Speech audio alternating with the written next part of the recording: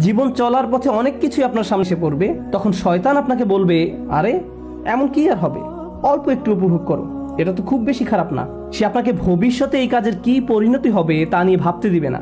সে চায় এই মুহূর্তে তোমার সামনে কি আছে তা নিয়ে চিন্তা করো। আজকের দিনে ব্যাপারটা উপলব্ধি করা আর অনেক সহজ, কারণ আমরা ডিজিটাল যুগে বাস করি। যা কিছুই আপনি দেখতে চান, যার দিকে আপনি তাকাতে চান, শুনতে চান, ক্রয় করতে চান, সবই আপনার আঙুলের আগায়। তাৎক্ষণিকভাবে জিনিসগুলো আপনি পেতে পারেন। এমনকি যদি কোথাও যেতে চান, এই মুহূর্তেই গাড়ি নিয়ে বের হতে পারবেন। আপনার মাথায় যে চিন্তাই আসে না, যে আকাঙ্ক্ষায় বাস্তবায়ন করতে চান না কেন, আপনি সাথে সাথে তার পিছনে ছুটতে পারেন। পরিণতি নিয়ে ভাবতে চান না। তো অনেক মানুষ যারা বিভিন্ন পাপে জড়িয়ে পড়ে, তাদের যদি জিজ্ঞেস করেন কেন তুমি পাপে জড়াও, তারা বলবে না যে আমি পাপী হতে চাই, তারা বলবে আমি আসলে বিষয়টি নিয়ে ভাবতে চাই না, আমি এটা নিয়ে চিন্তা করতে চাই না। আপনি যদি তাদেরকে এর পরিণতি মনে করিয়ে দিতে চান, তারা বলবে আমাকে এসব নিয়ে ভাবতে বলো না। এমন অনেক ডাক্তারের কথা জানি যারা ইমার্জেন্সি রুমে চাকরি করেন, তারা শুক্রবার রাতে বহু বাজে ঘটনা দেখতে পান। মানুষ তাদের প্রাত্যহিক জীবনের সমস্যা থেকে বেরিয়ে এসে একটু মুক্তি পেতে চায়, তাই তারা শুক্রবার রাতে মদ পান করে।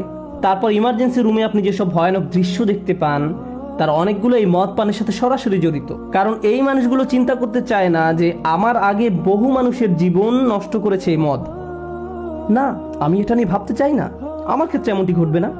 আমি শুধু এই মুহূর্তে মজা পেতে চাই, আমি এখন মাতাল হতে চাই, ফলাফল নিয়ে ভাবতে চাই না। আর শয়তান আপনার কাছ থেকে প্রথমে এটাই আশা করে, আপনার সামনে যা আছে তার মাঝেই ঝাঁপিয়ে পড়তে আপনাকে প্ররোচনা দিবে।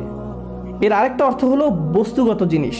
অন্য কথায় সে চায় আমরা যেন এমন সব জিনিস নিয়ে আচ্ছন্ন হয়ে পড়ি যা দৃশ্যমান। আপনি সর্বদা গাড়ি নিয়ে চিন্তা করেন, আপনার শারীরিক সৌন্দর্য নিয়ে ভাবতে থাকেন, বারবার আয়নার সামনে গিয়ে নিজেকে চেক করেন, আমাকে দেখতে কেমন দেখায়, আমাকে কেমন দেখায়, আমার ওজন কত, কোন ড্রেসে আমাকে ভালো দেখাবে, এটাতে নাকি ওটাতে। সারাক্ষণ এভাবে বস্তুগত জিনিস, দৈহিক সৌন্দর্য বা নানা রকম পণ্যদ্রব্য, এগুলো নিয়ে আপনি আচ্ছন্ন থাকেন।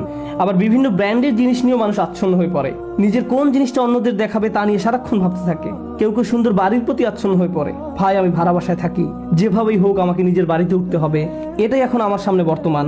প্রতিবেশীদের সুন্দর বাড়িগুলোর সামনে দিয়ে যাওয়ার সময় স্বয়ংক্রিয়ভাবে চলার গতি তার থেমে যায়, অবাক হয়ে তাকিয়ে থাকে, কল্পনার রাজ্যে হারিয়ে যায়, মনে মনে ওই বাড়িতে বাস করতে থাকেন। আর শয়তান আপনার কাছ থেকে এটাই আশা করে। সাধারণভাবে এই জিনিসগুলো কামনা করা কিন্তু খারাপ কিছু নয়।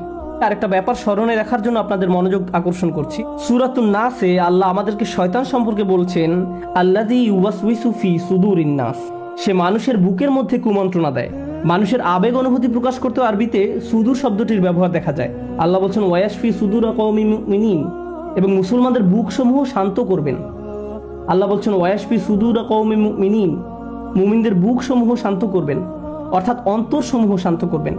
এর মানে হলো আল্লাহ যখন সদর বা বুক শব্দটি ব্যবহার করেন, তিনি এর দ্বারা আমাদের আবেগও বুঝিয়ে থাকেন। আমরা যে রাগ করি এটিও আমাদের বুকের অংশ, কান্না বুকের অংশ, ভালোবাসা বুকের অংশ, লোভ বুকের অংশ। এভাবে আপনি আমি যত রকমের অনুভূতির অভিজ্ঞতা লাভ করি, এর সবগুলোই বুকের অংশ। যখন আমরা অন্য কিছুর প্রতি আকৃষ্ট হয়ে পড়ি, এটাও আমাদের বুকের অংশ। যখন আমরা কুৎসিত কোনো কিছু থেকে মুখ ঘুরিয়ে ফেলি, সেটাও আমাদের বুকের অংশ। অলসতা বুকের অংশ, উৎসাহ উদ্দীপনাও আমাদের বুক থেকে আসে। এর দ্বারা এটাও বোঝায় যে আমাদের ভেতরে আল্লাহ যত রকমের আবেগ অনুভূতি দান করেছেন, রাগ, ভয়, সুখ, এই অনুভূতিগুলোই আমাদের সংজ্ঞায়িত করে। এগুলো সবই প্রকৃতিগত এবং শয়তান এগুলোর সুযোগ গ্রহণ করে। সে আপনার রাগ হওয়ার অনুভূতিকে ব্যবহার করে আপনাকে কষ্ট দিবে, সে আপনার সুখ অনুভূতিকে ব্যবহার করবে আপনাকে পথভ্রষ্ট করার জন্য, সে আপনার অলসতাকেও আপনার বিরুদ্ধে ব্যবহার করবে, আপনার দুঃখের অনুভূতির মাধ্যমে আপনাকে পথভ্রষ্ট করতে চাইবে। কিন্তু সে জানে কিভাবে আপনাকে প্রভাবিত করতে হয়, কিভাবে আপনাকে দিয়ে এমন কিছু